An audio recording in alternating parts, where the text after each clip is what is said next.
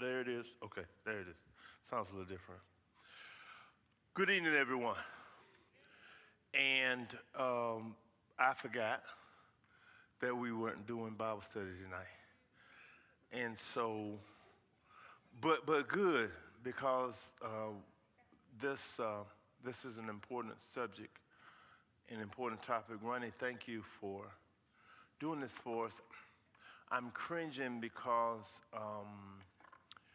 I was just listening to a little news, and it suspects that the storm headed toward Florida may be at 4, whatever they call 4. That's really bad. That's really a lot of destruction, potential for a lot of destruction. And I think we want to pray for that area.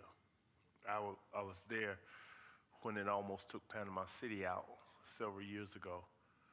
And I went a couple of years after driving in that area. It looked still like a bomb had hit it. It has not recovered up toward Panama City, up toward Tallahassee. It was like something I've seen from where bombs explode. So let's keep those families who decided to ride that thing out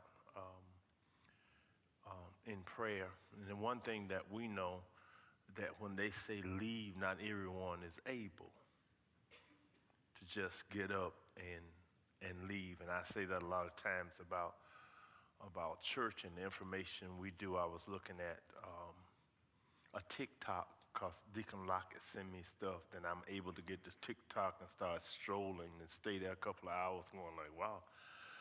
It's nothing bad, nothing bad. Everything is interesting, recipes. But I got to one that talked about Jesus would not stop by the church if he came. He would go to feed the hungry, and he would be here and he would be there. And one of my problems with the whole talk is that this person criticized or critiqued church that he don't know us. You see what I'm saying? People have to be careful what they say the church doesn't do. I think we gave about 14 family meals out today. And that's, what Christ would do.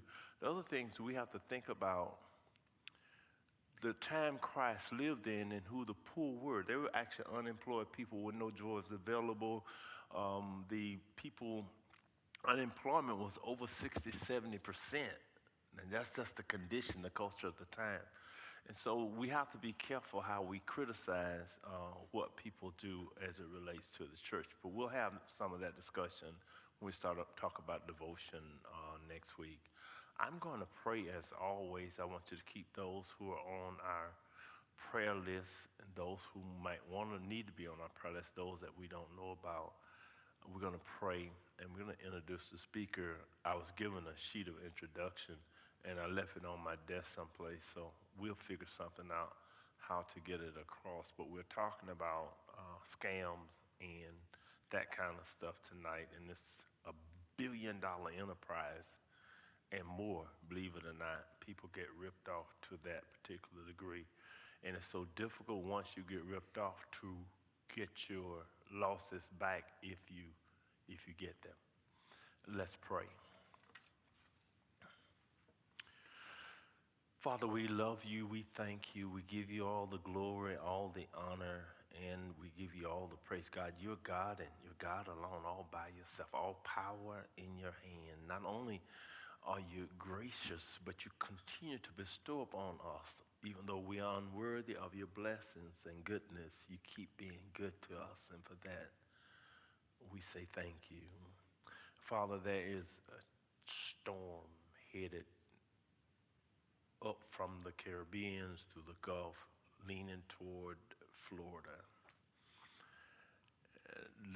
The meteorologists suggest that it could move to a level 4, but we know you're bigger than that. God, we pray your safety, your love, your safety. Build a hedge around, especially those who don't have any way to get out of harm's way. Be a shield. We know you spoke to the storm and it laid down and got still. God, I know you can protect. They need you. We need you, Father. Let us all realize that it could be us next time.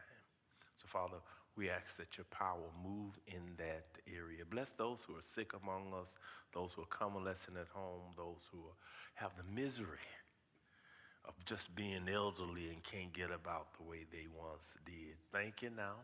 Bless this conversation. Let it be beneficial and glorify you in Jesus' name. Amen. And I lost my introduction sheet, so Stephanie is coming to tell us who she is and tell us the information that she bought for us tonight. Thank you so much again for coming. Come on and let's do it. If I can get this mic on, right? Okay. Okay. Sounds like it's working. Can you hear me? I'm pretty soft-spoken, so this is going to be pretty important here. I'm Stephanie Fitzgibbons. Thank you for having me. I've worked for the FBI about 5 years, and it still feels a little odd to stand up here and represent the FBI and talk for them. But one thing I'm completely comfortable saying on behalf of myself and the FBI is thank you for inviting us out here, and thank you for Ronnie for setting this up. I've lived in Huntsville about 2 years, and that's one thing that I think we like to portray is that we're working here and we're trying to serve the community, but we also live here. We raise our kids here. My daughter plays volleyball at Bob Jones, if anybody wants to talk volleyball later. I'm guessing you guys are more football in Alabama, but okay. She just got accepted there. Anyway, thank you guys for having me, and I'm glad for a chance to get out here and meet you all, and then also hopefully provide a little bit of education on this topic. I was walking through my living room yesterday, and I had this presentation on my mind, and somebody was watching TV. I don't know what this show was or a commercial, but I heard the statement from my TV that the best way to solve a problem was to keep it from happening. So I'm hoping that we can come here tonight and keep some of this from happening, and then you all can just put me right out of a job because I won't have anything left to investigate.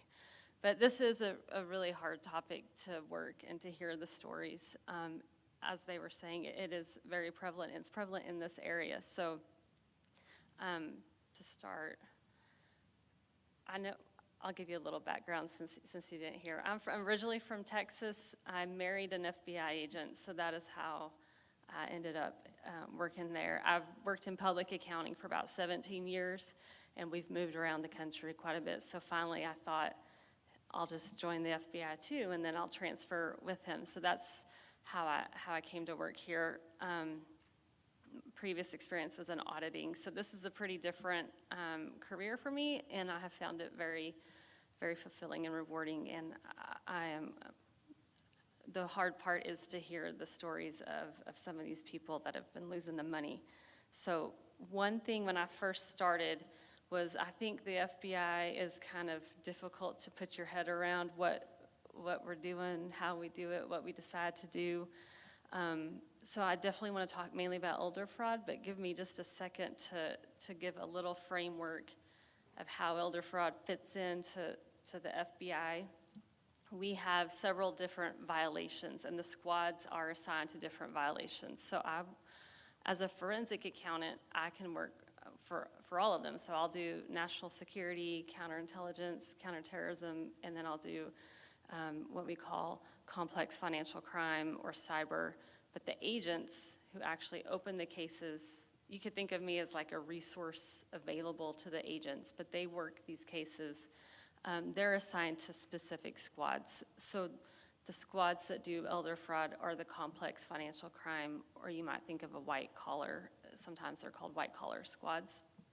And in addition to elder fraud, they do corporate fraud and securities fraud.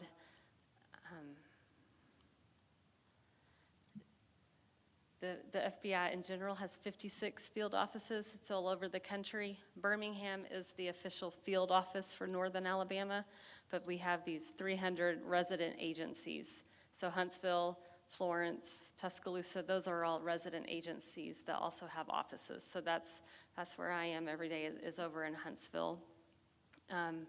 Within those field offices, you have the complex financial crime squads. And those are mainly agents, and then you have forensic accountants like myself and other analysts who help. But a big thing that we do is we work with the state and local, and also just not even law enforcement, just financial institutions in the private sector. I have been in so many interviews where I'm talking to somebody, and the very first person that talked to this victim or tried to help this victim was somebody at their bank who was seeing something a little unusual and came to them and started asking some questions. And they see that way before we're able to get involved. And they're in a much better situation if it's pretty quick. If something's identified quickly, they're in a much better position to try to get that money recalled. It's tough to get those funds back, especially if it's years later before we show up to investigate. But if you have someone in your life that has had this happen, if you act pretty quick, and I would start with the bank and see if they're able to recall. They like to work with the other banks where it got sent, and sometimes they do have success in that. So I would give a lot of recognition to those financial institutions and the local offices that work these with us.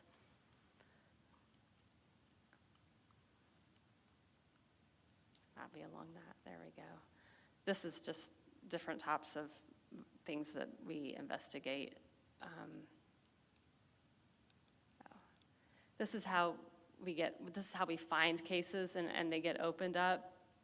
The one thing, if I had just one thing to leave with you, like after this is over, you can't remember most of what I said, but you remember one thing, it's going to be that ic3.gov.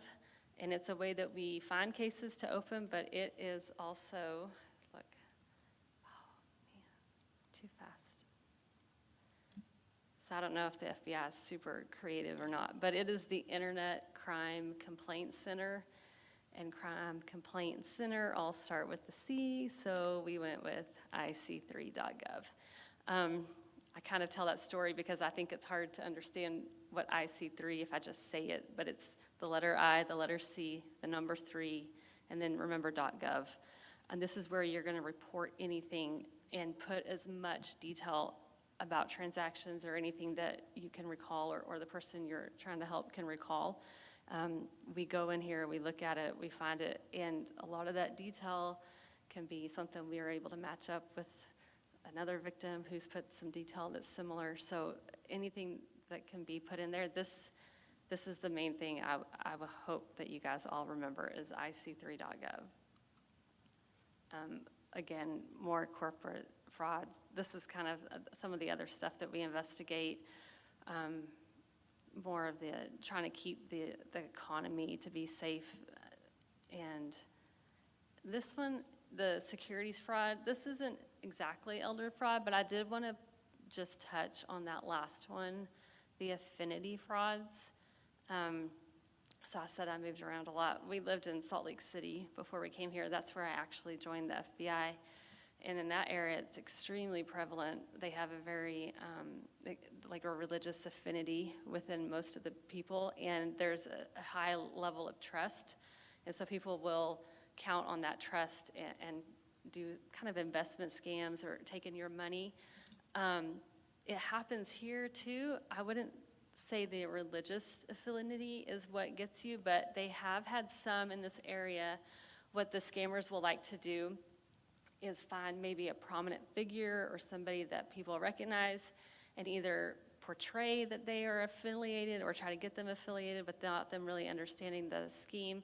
And they've had some like University of Alabama athletes or their family members that they try to make you think this person's involved with this, so you should get your money in there. So if you have a really great opportunity and it has something to do with that, maybe just let your brain stop and think or go talk to somebody. I think you guys have a good community here. Kind of talk to each other and decide before you proceed. That is something that they do in this area.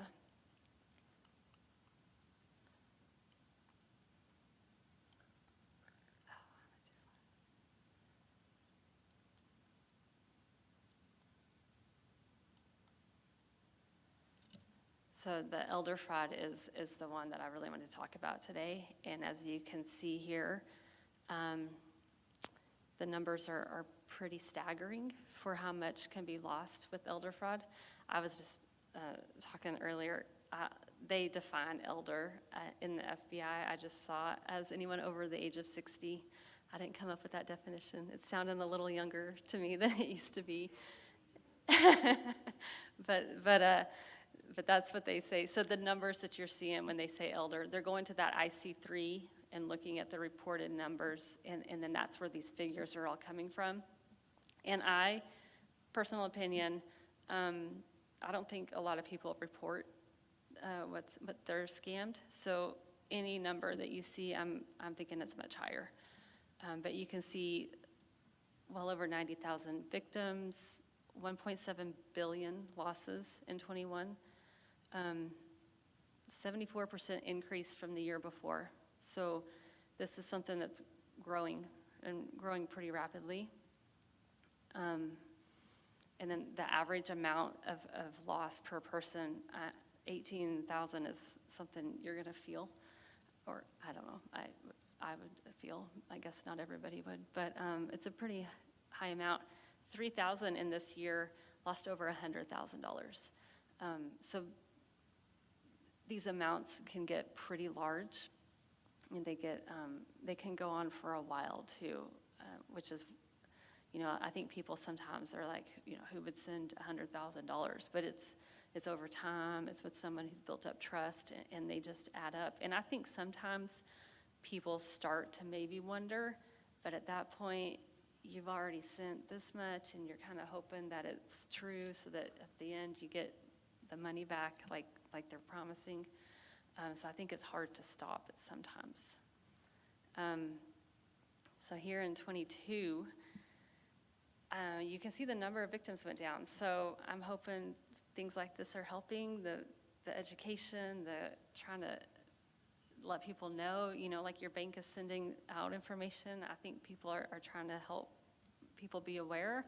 However, you'll see that it went from 1.7 to 3.1 billion in losses. So those scammers are getting better. And I think they're just going to get better and better, especially we'll go over different types of fraud and maybe some things that you can do to identify it and try not to be a victim. But one of them is called grandparent fraud, where they have a loved one trying to call you. And I think if you can get AI to mimic that person's voice, that's even a harder scam. So yeah, there's definitely a lot of amount of money, and these scammers are getting better. You can see it's getting higher each year. People are losing more, and then the number of victims losing over 100,000 increases that year. And then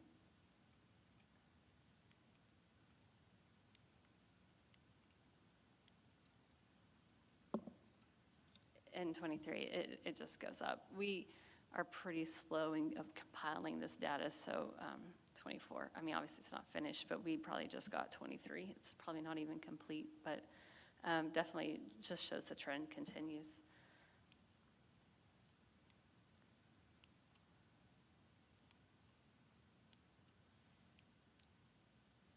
Okay. I'm going to stop here before I talk about each one. Kind of give a little bit of overview of what's making the elder fraud or the elder community such a target. They say that about 70% of the nation's wealth belongs to people 60 and over. So scammers see it as a very lucrative demographic. Most people in that demographic tend to be more polite, less likely to want to be rude to somebody, maybe a little bit more trusting at times. A lot of times they have worked their whole life, so they've built up savings, or they've over time been able to pay off a house, or they've received some life insurance money, but there's funds. And then at times, and especially someone who's widowed and their spouse was maybe more in charge of the finances, sometimes there's less of a comfort on how to manage the finances or to get on like online banking. There's less familiarity sometimes, so it can be to the scammers a good target for them. And then finally, at times it can be difficult, especially even I, after years of being scammed, would have a hard time recalling all the places I sent the money and how much and when and what account, but there can be just a difficult time remembering. So sometimes as a witness, it's hard to have them as a witness, even if they're great. The other attorney might try to make it look like they can't remember things. So it's really hard to see, but they are very targeted for these reasons. I saw they just released that tech support is by far the number one way that that scammers victimize the elder population, which is interesting because I have never worked a tech support one. The rest, I have cases that I've worked. So we'll go over a little bit of each of these and how they do it and kind of things that you could identify, maybe things that could trigger your brain to maybe stop or slow down and hopefully avoid being a victim of these scams. We do have, I didn't work it obviously, but there is a case in our division, which is Birmingham is northern Alabama, so there's also an office in Mobile. So when I'm talking our division, it's North Alabama. There is a gentleman who recently lost $370,000 to this tech support type of scam. So the amounts can be really large. Again, this confidence and romance scam, these are the ones that I see a ton. I've done more interviews. I don't even know how many interviews with these. This is one where they play a very long game and they build a very true, meaningful relationship with these people. I have a victim who prayed with their scammer every morning at 6. They had developed a very close relationship to where they felt it was a romantic relationship, and that connection is real. And maybe it wasn't real on the other side, but you form very true and meaningful, and this person becomes a big part of your life. And so it often starts in a way that doesn't seem like anything that would be suspicious, and then it grows. And so by the time they start asking for money, it doesn't seem as suspicious. And I know people sometimes will comment about these, and I'm very protective of these victims because these are very real. It's very hard, and then they're very brave to talk to us and to try to help others by sharing what's happened to them. I'm very impressed with them, and I appreciate everybody who talks to us for these cases. A quick statistic for those. In 2020, the reported loss from romance scams was $304 million. These targets are usually over 40, so a little younger. They can be younger. A lot of times, women in their 40s who've been recently divorced and end up on dating websites, which I'm not saying you can't be on a dating website, but there's also, there's good and bad out there. So that's a little lower threshold for the age on those. Let's see, the lottery sweepstakes one, this is common. The ones I've seen haven't been you won the lottery. It's been more like you came into some inheritance. And I'm telling you, don't judge these people. The stories are very good, and they start, I think they must do a lot of research because it sounds like somebody you could have known, it seems very plausible. And then, it starts off small, like you just need to pay the attorney fee, and then you just need to, now there's some taxes, and now it has to get sent from another country, and it just adds up. And I think this is one where I know the victims I talk to, they start to get real suspicious, but they're hoping, the one I spoke to had borrowed money from her son to do it, and so she just did not want to be in a situation where she couldn't pay him back, and so I was hoping, I'm just going to keep going, hoping that I do end up with this inheritance, and just really hard stories. The grandparent one is what we talked about with the being contacted by someone who says they're your relative. They're usually claimed to be kidnapped or in trouble with the law, or maybe, somehow they need money and they need it very urgent. And then government impersonation, very similar. Sense of urgency is a big part of that one. Usually they'll say they're FBI or IRS, or even I've heard local ones where they are saying you skipped out on jury duty, or all sorts of different, anything with the government where they say there's a fine and you need to come pay that fine urgently to avoid being in serious trouble. That's usually a red flag that it's a government impersonation, because the government does not do anything fast.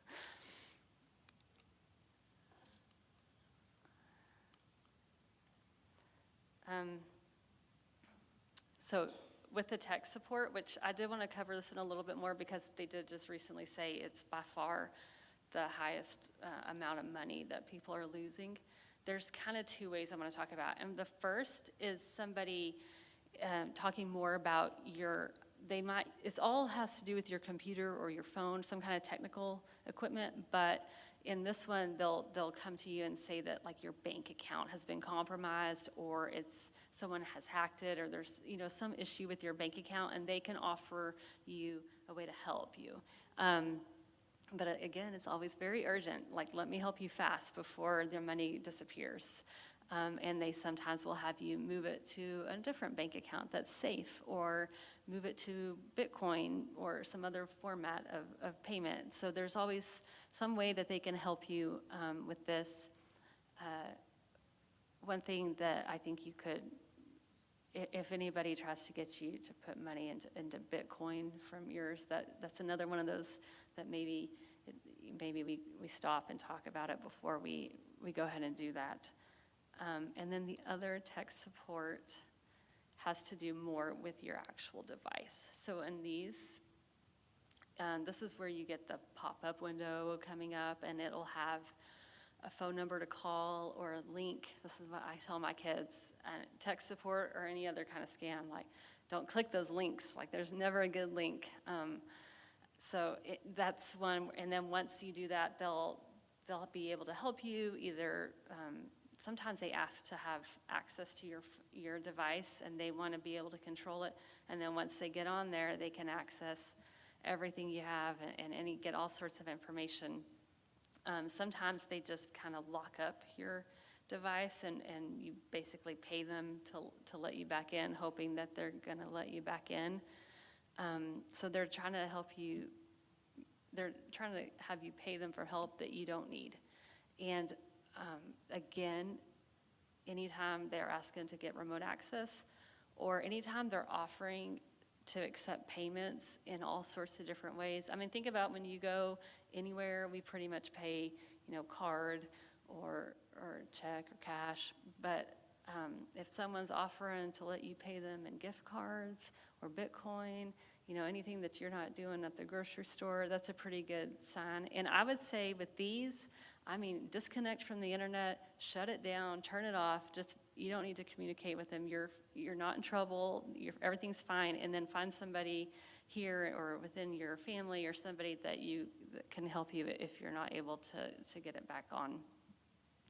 And that's my best advice for the tech scams, is just turn it off. Don't listen to them. They're not helping you with anything that's real.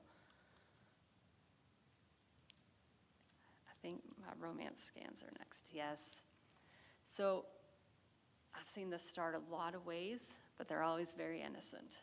I had one victim whose scammer was someone she played Words with Friends with for years before her spouse even got sick or passed away. So when it then later naturally started to evolve into something more, she didn't think twice about it. She's known this person since before anyone would think of her as a target. Definitely dating, and I see this on every kind of dating app. There's for every type of affinity, sexual orientation, every type that there's been a scammer on there. Probably a lot of wonderful, great people. My brother just got divorced, and he's on there. I'm not yelling at him, telling him he can't get on the dating sites. I'm not trying to, ruin everybody's fun here, but let's just make sure that if that's how you've initially met somebody, we're going to be pretty careful of how that evolves, especially before we start sending any kind of money.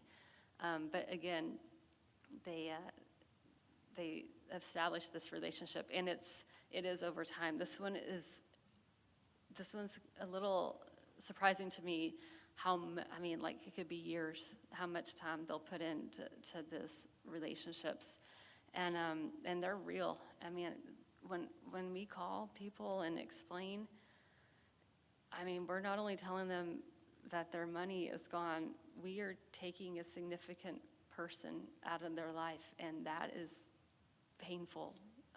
It hurts, and then they find out their money might not ever get back. And then a lot of times, I think there's like a third way that people don't think about, but these victims oftentimes plan to leave money for their children, or they had other, or maybe they are afraid that their children don't think that they're capable with their money, and they're afraid they're going to lose their independence. So they do not want people to know. It's something I always encourage is please find somebody that you can talk to. Please don't carry all of this alone, because I just look at this stage of life, and it shouldn't be spent just carrying such a heavy burden and feeling all that, and the shame and the guilt.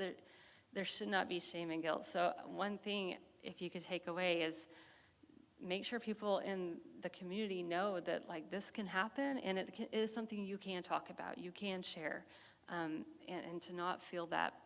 I've had people end up in the hospital, and their children go in their house and find correspondence with us and bank accounts, and then they're calling us, and we know they didn't want their kids to know, and their kids are always like, I wish I could have helped. I don't want them feeling this by themselves. So these are mean. They're just mean. But they always end up asking for money eventually, and then it's just repeated and repeated until they can't get any more money. And oftentimes with this one, the person becomes such a part of it that they end up helping, probably unknowingly, but they become what we call a money mule. So then the scammer will say, hey, I need to send some money to your account, and then will you please send it to me here? And now they're helping move illicit funds, and they don't even realize that they're doing it. So yeah, if you have never met a person in person, and there are good reasons, I know it sounds like, well, obviously you've never, but they're very believable, and why you can't. A lot of one of the victims that was in her 40s, the scammer had told her he was in the military overseas and couldn't, always tell her where he was, and things that you would be proud of somebody for helping serve their country and being that kind of person. So it wouldn't shock you that you hadn't met them because they're overseas. So it's not, it sounds obvious, but make sure you don't send money to anybody that you haven't spoken to. And that does not include on the phone. That does not include FaceTime, in person. Meet them in person first. Anytime that they start doing anything with a medical emergency or some sort of emergency, and they just need it quick until they can get their money. And also, these people know you well at this point. So if you have shared something like the loss of a child in an accident, and now suddenly this emergency is very similar, that they know is going to elicit a very emotional response in you because of experiences you've had in your life, that's a huge red flag. And again, one of the other big takeaways, just gift cards or gifts. That's what we give our nieces and our nephews. We don't pay people with gift cards. So gift cards, if they're asking for gift cards or cryptocurrencies, or they want you to put a bunch of cash in the mail. Earlier we were talking about how we work with other agencies. One of the romance scams we had the Postal Service. Before I worked here, I didn't realize the Postal Service had agents, but they have agents, and this person was taking teddy bears and stuffing cash in them. So if you find yourself at your table and you're just putting cash in a teddy bear or hiding it, and just maybe be like, I'm gonna stop back here and I'm gonna go talk to somebody and see if this just feels, and I know it sounds obvious, but there's always a good reason in the scammers story. I'm gonna have a hard time reading these, but this from the IC3, that website, we took about 8 million responses that had a loss, and these were the most common for the romance scams. Obviously, like the urgency, they're hurt, they're in jail. I can teach you to invest. I can help you to invest. I'm in the military, far away. I've also seen that they are doctors and part of the UN, or a lot of times they own a company and they've won a bid and it's going to be overseas on an oil rig or something that really makes it hard for them to communicate with you. The coming into some money or some gold. A lot of times victims will be told, like, I need to come back so we can get married, we can start a life, but I have this box of important documents and it's, I'm in this country and it's trying to get to you and it's going through another country and it's getting held up, and sometimes it's, a box of gold or something, some sort of package that they need help getting back, and that's always another red flag. And the oil rig I mentioned, and then no, you can't trust anybody with private pictures. You just don't need to be sending pictures, people. This is like I tell my kids, I don't know if we can play the videos.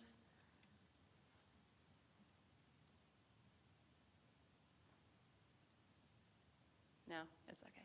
There was some news stories in Birmingham, basically very similar with the romance scam we've already kind of talked about, but this woman did lose quite a bit of money, and it kind of shares her story. So just knowing that they're here, they're in our area, there might be a couple more. We'll just skip past those two. This is that grandparent scam. Again, before we talk about it, there's always a sense of urgency. So that's one of those other key things, like they're going to call late at night, kind of early in the morning, kind of when you're not, maybe you're already gone to sleep a little bit, you're not as quick. You know how it is when you first wake up, you're trying to deal with an emergency, and a lot of times they say something like, this is your grandson, waiting for you to be like, oh, Billy, and they're like, yes, I'm Billy. So if they don't say their name, that's another big red flag. But it's usually a child or grandchild, and they are in a very urgent financial need. And I know this happened to my dentist. He was telling me all about it while I was getting my teeth cleaned. And it was exactly like what I just said. They will say, don't tell my parents. They call late at night.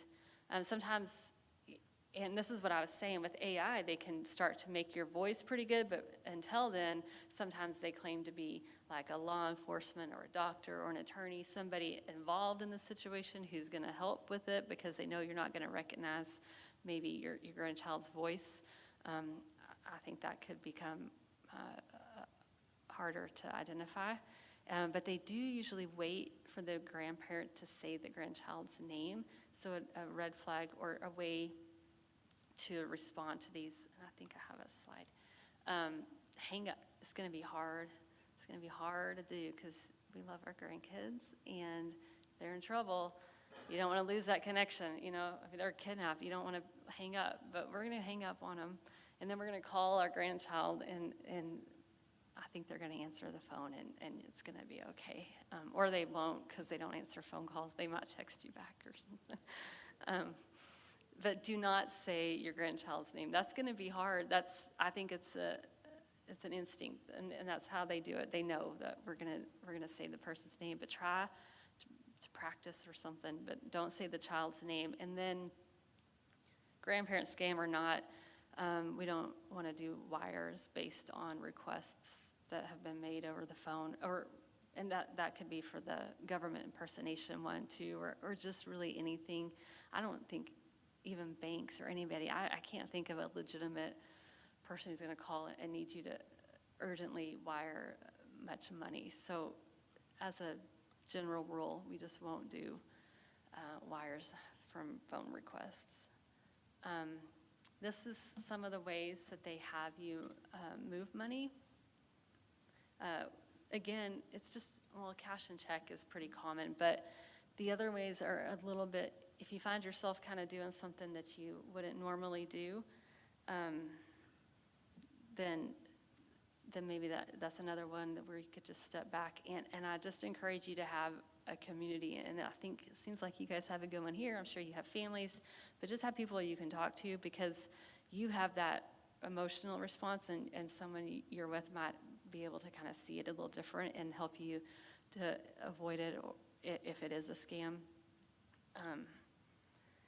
The scammers are really good at training the victim on how to lie to their friends and family and to banks. We had one that had been told to tell the bank they were remodeling their house, and that's why they had to keep making these large cash withdrawals that are, not typical for their account.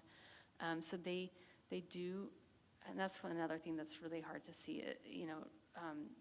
They don't like the close relationships to remain. They don't want you to be as close with your children and others who could help you identify that maybe something's not right. So if anyone is trying to get you to lie to your friends and families, lie to a bank, I don't think you're supposed to lie to banks anyway. I'm pretty sure that's a federal charge, so we'll just avoid that as a general rule. But that'd be another red flag to maybe just stop and think, or try to talk it through with somebody else.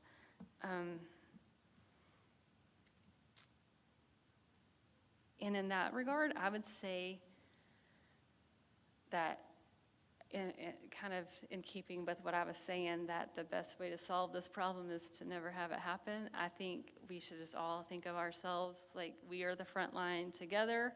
And we're gonna maybe be a little nosy. Maybe we'll kind of cross those normal socially acceptable questions that we ask people, our friends and our family.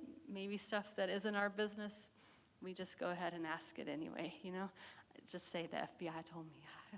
I know it's awkward, but did you win a prize, or what happened here, Or ask them if they're in online relationships. Ask them why they're having sudden unexplained financial issues when they usually wouldn't, or why they can't afford things. And I know, but I know it's people, even if in the moment aren't really loving the interaction, it's nice to know that somebody out there is thinking about you and wanting to help you and trying to help with this situation. I know my dad a couple weeks ago sent me a link of an article to read so that I did not become a victim of a scam. And I thought, well, I don't think my dad knows what I do for a living. But anyway, I remember at the time just being like, man, I'm glad that my dad is here and he is thinking of me when he reads this and he wants me to know this information. And I read it, and it was a good article. So thank you, Dad. But yeah, we're going to be a little nosier than we were brought up to be. Here are some pictures of within our division packages that have gone through the mail. Again, if it's a gift card to I think this might be a reloadable debit card. But again, if you're sending it to, your niece, your nephew. If it's a gift, great, but if you find yourself making payments or helping move money that someone sends some money in your account and you're gonna go buy a gift card and then mail it here, maybe we just kind of, when we're sitting at our kitchen table, like, no, I'm gonna go talk to somebody and look at this. Again, you start hiding cash into between pages of magazines. Like, if you feel like you need to hide it, then that's another red flag. Like, if it's a legitimate, you don't usually need to try to hide it, including, stuffed animals or anything like that. And then here you don't. Sometimes you just take the cash and stick it in a FedEx envelope and send it on its way. I would be terrified to do that. But, they accept all sorts of payments, cash, Bitcoin. We had one with a tech support type of scam, and they were able to get this victim to send quite a bit of money. I don't remember how much, but through Bitcoin ATMs, and she had never heard of virtual currency. She didn't know what Bitcoin was, and it kind of hurt my feelings because I'm trying, this virtual currency came around after I started my career, and it's going strong. So I'm trying to keep up with the younger kids, and I'm trying to learn it, and it's, it's a skill I'm trying to get. And then, people are using it. They've never heard of it, and they're using it well, and they're sending it all over. The scammers are very good at instructing people on how to do it. And also, if you're ever in a gas station and you see someone over at an ATM and they're on the phone and they're looking confused, we could be nosy. Or you could get someone who works there, or get a police officer or somebody to kind of help them out, because I don't think that happens too often, that someone's standing there trying to do a legitimate purchase with the Bitcoin ATM that has never heard of Bitcoin. Another video. This is one where a scammer ended up, we'll just skip it. I don't think we have time anyway. This woman became so involved that she ended up becoming a money mule, to the point that he was a U.S. citizen and was working in Nigeria. He asked me for money to help with his business and help leave Nigeria.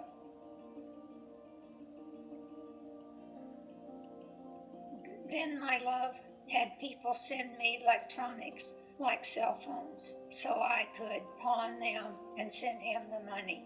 When I couldn't get the money that he wanted, he asked me to open personal and business bank accounts.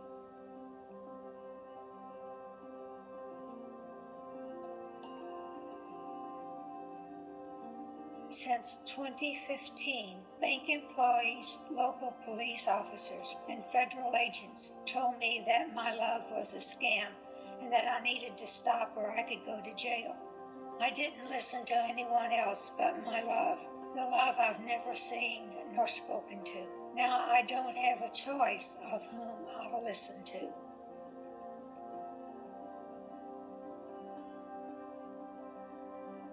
On November the 2nd, 2021, I pled guilty to 2 federal felonies.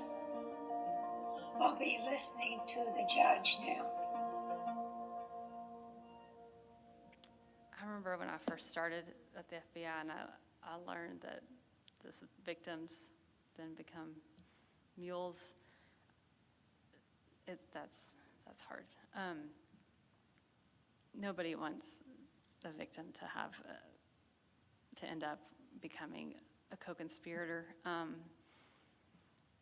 It usually is, they've been very told for a long time, and at that point there's multiple other victims who are getting their funds taken by that person. But these just are never, it's always somebody here or somebody that shouldn't be, that ends up getting in trouble for these scams. A lot of times the actual scammers overseas or something like that.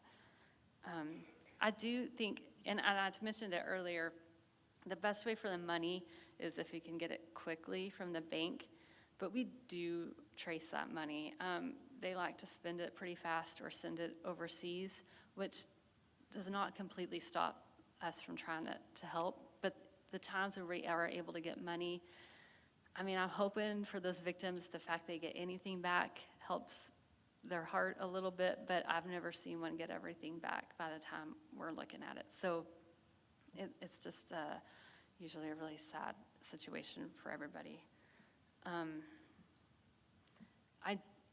I know I mentioned earlier how much the victims, when we talk to them, how much I appreciate them speaking with us, because it's very hard, and then they're sharing things they're embarrassed about or that are very personal to them. I do think this is very underreported. It's one of the biggest challenges for working elder fraud is the fact that we aren't finding out about a lot of them for all the reasons we talked about earlier.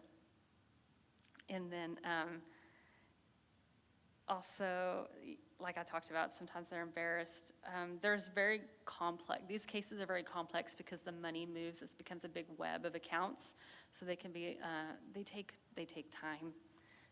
Usually the victim talks to us, or I think they go and enter into IC3 and then they wait, the next day on the phone, and it's just not gonna be that quick.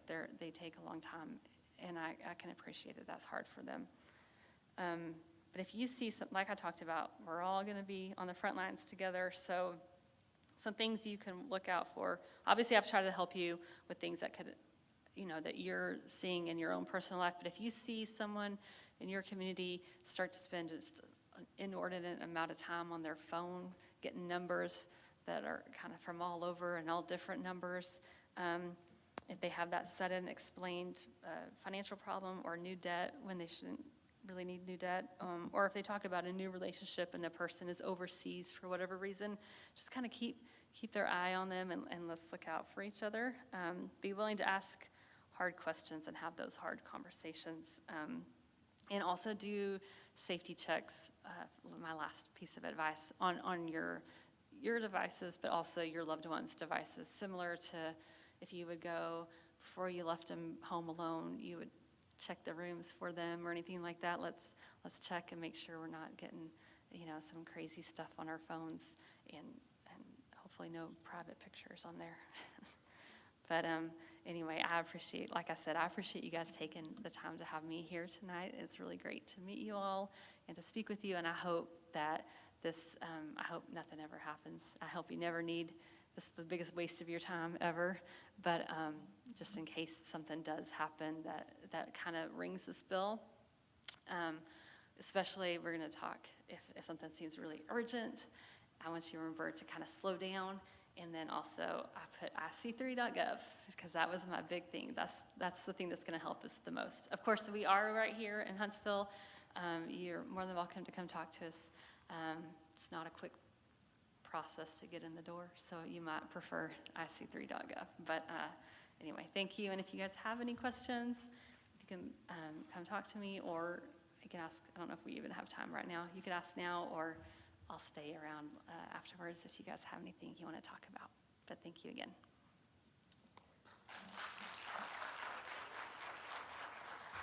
All righty, thank you. I saw my name up there several times, especially that computer lockup thing, where they lock your computer up. There's a line I've been told, don't open that link. I always get, David, my computer's locked up. Don't open that link, delete it. In fact, one day they had my computer in there, I couldn't get in, and this guy was telling me all this jibber-jabber. I thought about it, I said, let me call David. All right, I'll be there in a minute. Turn it off, unplug it. Those things actually, and I've had, the education department called me on a lot of times that had about $9,000 that was left over from something that I never paid into. And they'll say, send me $400, and they'll send me $9,000. I say, hey, how don't you take that $400 out of that $9,000 and send me $8,600? We'd be fine, no problem. So this stuff does really happen. The thing about it is that most of you are already aware. Nobody gives you money. Anybody trying to give you money is dangerous, right? Nobody gives you money. Folk trying to take your money. Just the other day, Wells Fargo sent me an email and told me something had been compromised and blah, blah, blah. You must not know about me. No, I don't even, first of all, they don't do that on the email like that. So I called the people I know at Wells Fargo, they said, hang up, don't do it, just forget it. So, and David has helped quite a bit with this tech scam stuff, me at least. So we appreciate it, Stephanie. We certainly appreciate it. Like I said, I saw me, and I think I saw the lady that was in the love situation on the news myself some time ago. I've seen several of them. And listen, you may think that this doesn't happen. We've had to help several people, okay? I don't have the luxury of telling you, but we've had to help several people, and most of them do not get their money back. In fact, in one case, a senior, lonely, in love, after the person knew they were being scammed, they kept doing it. They didn't want to lose that relationship that was draining them. There's nothing you can do except say, hey, you know what I'm saying? Just try to get some help, try to get some relatives to help them. So, any questions? The FBI is here now. I know y'all don't want to talk to the FBI, do you? I don't. I have some problems, you know what I'm saying? Yes, sir.